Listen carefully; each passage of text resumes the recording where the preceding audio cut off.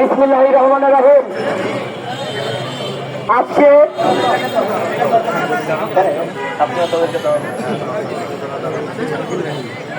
এই রাশেদ প্রধান, যিনি বিএনপির মাননীয় চেয়ারম্যান ও বর্তমান বাংলাদেশের প্রধানমন্ত্রী, যিনি বাংলাদেশের জনগণের সর্বোচ্চ ভোট পেয়ে দেশকে সর্বোচ্চভাবে এগিয়ে নিয়ে যাচ্ছে, সেই জনপ্রিয় নেতা, জনপ্রিয় প্রধানমন্ত্রী, বাংলাদেশের জনগণের আকাঙ্ক্ষার প্রতীক জননেতা জনাব তারেক রহমানকে নিয়ে যখন বাজে কটূক্তি করা হয়, তখন বাংলাদেশ জাতীয়তাবাদী ছাত্রদল তার সাংগঠনিক অভিভাবক জনাব তারেক রহমানকে নিয়ে যদি কেউ কোনো বাজে মন্তব্য করে, তাকে প্রতিহত করার জন্য সর্বপ্রথম এই বাংলাদেশ জাতীয়তাবাদী ছাত্রদলে একাই যথেষ্ট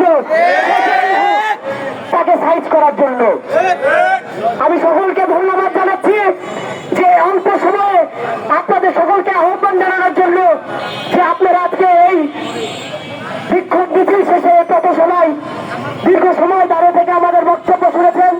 তাই সকলকে আমি আমার প্রান্তীয় সংগঠন, সকল স্বৈর শাসকের বিরুদ্ধে একমাত্র লড়াকু সংগঠন, বিগত জুলাই আগস্টে সর্বোচ্চ নির্যাতিত নিপীড়িত সংগঠন, দক্ষিণ এশিয়ার সর্ববৃহৎ সংগঠন বাংলাদেশ জাতীয়তাবাদী ছাত্রদল রাজশাহী মহানগরের পক্ষ থেকে আপনাদেরকে জানাই সংগ্রামী সালাম ও বিপ্লবী অভিনন্দন। সংগ্রামী ভাইরা, পুরো বিশ্ব যখন টালমাটাল, পুরো বিশ্বের অবস্থা যখন খারাপ হয়ে আছে, ঠিক তখন একটি দেশ বাংলাদেশ সবুজ শ্যামলা শস্য ফসলায় যখন এই দেশ সুন্দরভাবে গড়ে উঠছে, যখন পুরো বিশ্বে তেলের দাম বাড়ছে, একটি মাত্র দেশ বাংলাদেশ যখন যেখানে তেলের দাম এখন পর্যন্ত প্রাপ্তি করতে পারেনি কেউ, সেই সরকার, যে সরকার কথা দিয়েছিল যদি বিএনপি সরকার গঠন করার সর্বপ্রথমে তারা অঙ্গীকার করেছিল তারা ফ্যামিলি কার্ড দিবে। আপনি দেখেন আজকে বিএনপি সরকার গঠন করার 40 দিন চলছে, ইতিমধ্যেই ফ্যামিলি কার্ডের উদ্বোধন হয়ে গেছে। ইতিমধ্যেই যে বিএনপি কথা দিয়েছিল কৃষক কার্ড, সে কৃষক কার্ডও বাস্তবায়ন করে ফেলেছে। বিএনপি যে কথা দিয়েছিল খাল খনন করবে, সেই খাল খননও কাজ শুরু হয়ে গেছে। তাহলে গতকালকেও আমাদের যে স্বাস্থ্যের উপরে যে কথা দিয়েছিল সেটিরও প্রক্রিয়া শুরু হয়ে গেছে, তারেক রহমান সেটি নিয়েও কার্যক্রম শুরু করে দিয়েছে। বাংলাদেশ খুব সুন্দরভাবে এগোচ্ছে। সেই বাংলাদেশকে কিভাবে অস্থিতিশীল ভাবে করে তোলা যায় তারই পায়তারা চলছে। এই জামাত শিবিরের গুপ্ত বাহিনীর একটি অংশ হল এই রাশেদ প্রধান।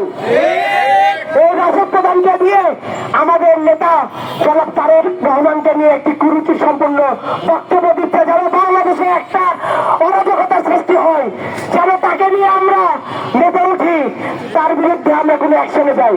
কিন্তু বাংলাদেশ জাতীয়তাবাদী ছাত্রদল এবং বিএনপি এত বোকা নয়। আপনারা ভাবছেন যে আমাদের নেতাকে নিয়ে বাজে মন্তব্য করবেন আর আমরা শুনবো, আমরা শুনেছি ঠিকই, কিন্তু আমাদের স্তর অনেকগুলো আছে, আমাদের জাতীয়বাদী দলের অনেকগুলো স্তর আছে। ভোটার সংখ্যা থেকে শুরু করে, কর্মী থেকে শুরু করে, নেতৃবৃন্দ থেকে শুরু করে আমাদের অনেকগুলো স্তর আছে। আমাদের যে সর্বনিম্ন স্তর, আমাদের সমর্থনকারী, তারা যদি একবার মনে করে এই রাশেদ প্রধান থেকে শুরু করে, এই যুব শ্রমিক থেকে শুরু করে, এদেরকে নিমিশে যে কোনো সময় বাংলাদেশ থেকে সরকার করে দিতে পারে, তাই সাবধান হয়ে যান।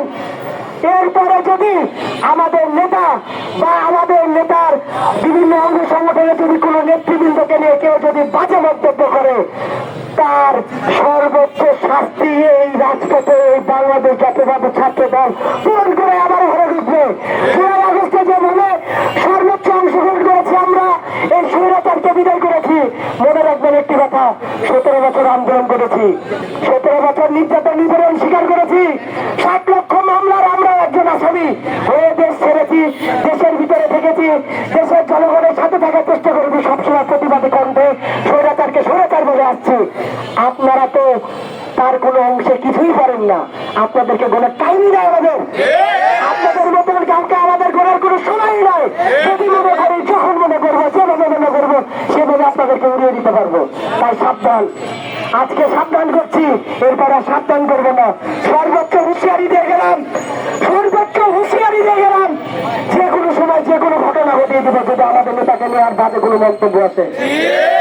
তাই আজকের মতো সকলকে ধন্যবাদ জানিয়ে, বিশেষ করে আমাদের বোনদেরকে ধন্যবাদ জানাচ্ছি, তারা এত সুন্দরভাবে প্রথম থেকে শেষ পর্যন্ত আমাদের সাথে থাকার জন্য সকলকে ধন্যবাদ জানাচ্ছি। সকল শিক্ষা প্রতিষ্ঠান, সকল অঙ্গ সংগঠনের নেতৃবৃন্দকে ধন্যবাদ জানিয়ে আমি আবার বক্তব্য শেষ করছি।